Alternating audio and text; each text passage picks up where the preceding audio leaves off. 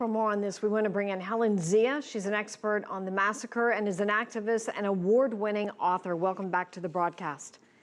Hi. Some regard the massacre as the forgotten Holocaust of World War II. Tell us, how did the Chinese view it?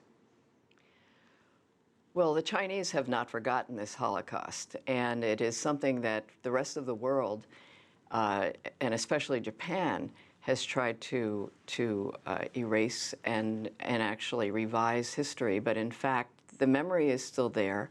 It was a Holocaust of unspeakable destruction of human life. Terrible war crimes were committed. And what people don't remember is Nanjing was the capital of China at the time.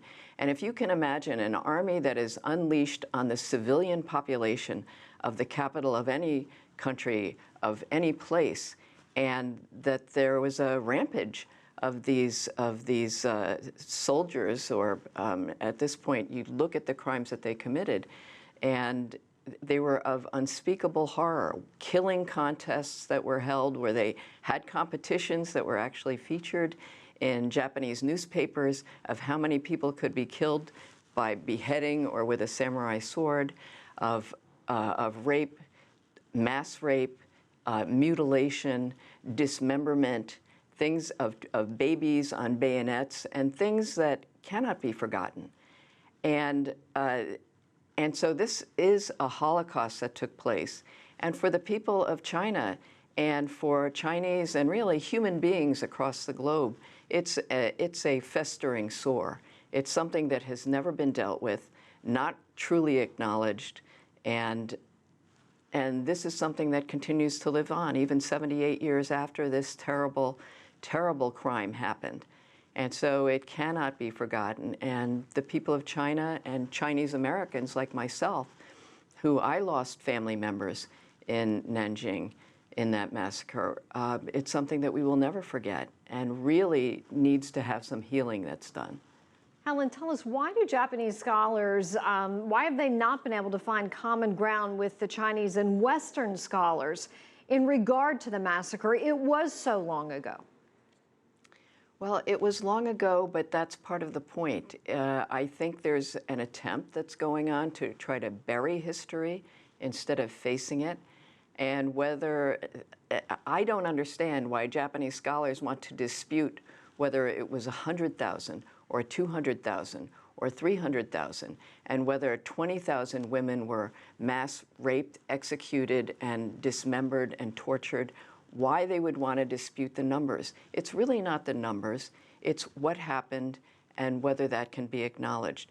Because beyond Nanjing, what happened after that, in the beginning of the Japanese aggression and war against China, millions and millions of other people were killed in horrific ways in a war that they described as kill all, burn all, loot all.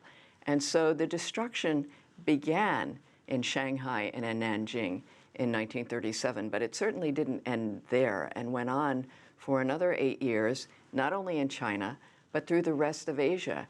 And I suppose Japanese scholars want to uphold the honor of the former empire and to not have Japan be depicted as a country where, from the imperial throne, the Prince of Japan was one of the leaders in Nanjing. And so that is something that perhaps they would rather hide. But the fact is they can take a leadership position in this world and show that actually they can acknowledge it and show people how war crimes and terrible things like this can be healed instead of buried. Last year, President Xi Jinping held China's first ever Nanjing Massacre Memorial Day. He said no one can deny this massacre. How do you think the massacre has affected the relations between China and Japan in the past and still today? Well, unfortunately, it continues to affect relations, even though on a leadership level, President Xi and the leaders of Japan have to act in a diplomatic way on a world stage. The people of China are not forgetting this, and certainly it adds to the antagonism and even nationalism that is occurring not only in China but around the world when you will let terrible crimes like this, terrible pains like this, continue to just live on as sores that are not dealt with.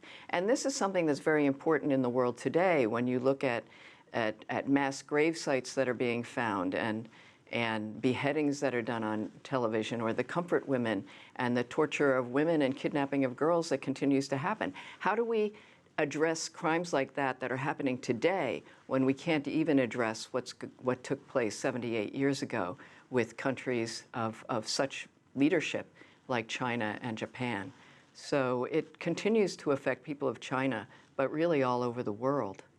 Helen Zia, thank you for your time and your insight. We appreciate it, live in San Francisco.